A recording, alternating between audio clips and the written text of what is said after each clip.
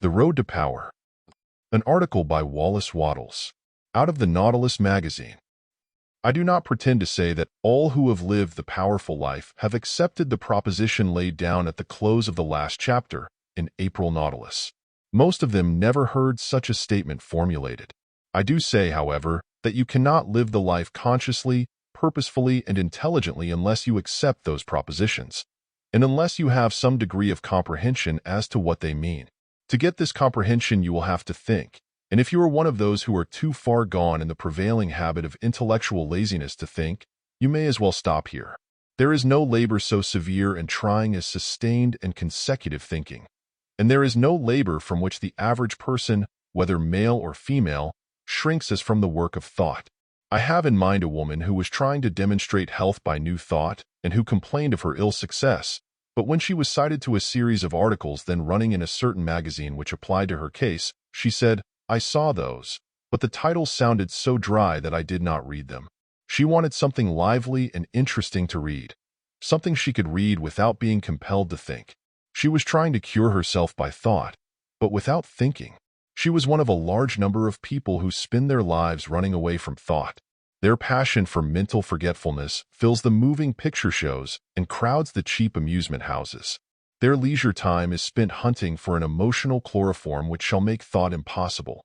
And the result is that they stay right where they are, neither advancing or losing ground, but going around in a circle, year after year, and always arriving at the place from which they started. It is the penalty they pay for refusing to think. Nothing can accomplish the emancipation of the race but thought.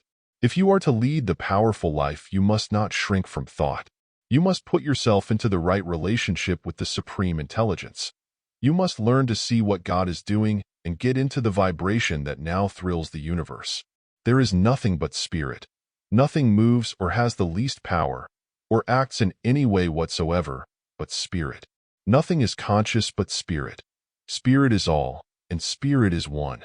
There is not one great spirit who rules over a host of lesser spirits. If there are lesser spirits having life, power, and consciousness, then God is neither all-powerful or omniscient, and the universe is not a harmonious whole, but the playground or the battleground, as the case may be, of different forces and intelligences. Just as the blades of grass are not separate lives, but one life vitalizing many organisms, so men are not separate and intelligent spirits, but one spirit expressing himself consciously in different forms as he expresses life in the different blades of grass. Man is not a soul or a spirit. He is spirit. Perhaps there is no fact of which it is so difficult to persuade the judgment of the average person as this, and I think his reluctance to accept it comes partly from his fear that it militates against the immortality of the soul, or a continued individual existence after death. But this does not follow at all. Indeed, the opposite is true, for it is much more reasonable to conceive of man's continued existence as conscious spirit than as a separate spirit, having life and power in himself. Man is without doubt immortal, for he is an idea of spirit, and spirit can no more relinquish its ideas than truth can become untrue. So you can follow on without being afraid. And, after all, why should you be afraid to accept a truth because it appears to threaten the doctrine of immortality of the individual soul? If the doctrine is not founded on truth, then immortality itself cannot be a truth. Seek truth first and immortality afterward. Or seek truth and let immortality come of itself. It will. Man is spirit. He has no soul, spirit, or ego. There is no human ego. There is only spirit.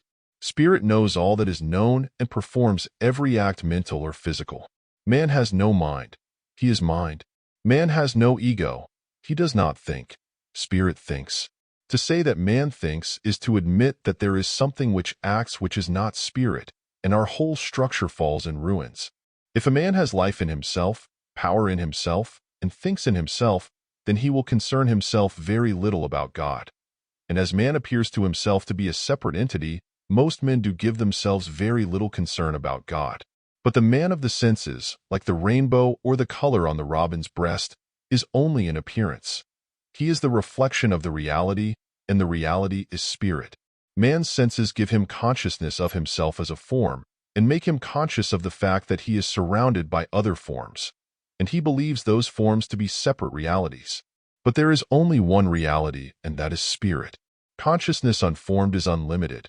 There can be no limit to that which has no form, for if there is no form, there are no boundaries. The consciousness of unformed spirit is unlimited, but the consciousness of spirit in any form is limited by the perceptive powers of the form. Man's consciousness is limited by the range of his perceptive powers, and he can only increase his perceptive powers by thought. And yet man's thoughts are the cause of all his errors and departures from truth. If he makes the effort of separate thinking, he is sure to fall into more or less of error, and perhaps into much suffering. But his suffering will bring him to the real truth, broaden his perception, and so increase his power. The powerful life is that condition in which the power of spirit plays through the channels of man's thought as power flowed through Samson. And before this can happen, the channels of man's thought must be cleared and consecrated by man's own effort. Samson was a Nazirite, set apart to the service of spirit. His power was conditional on his retaining his consecration. Man consecrates himself by trying to find truth. Just in proportion as we really want truth and want to do right, do we advance toward unity with spirit. It is not enough to want more life or enjoyment. The essential thing is to want to be right. When we earnestly desire to do the right thing, we begin to think our way towards the truth that underlies appearances, and that truth is spirit. Spirit knows everything. All that has been, all that is, and all that will be are present to the consciousness of that infinite mind in which you live and move and are.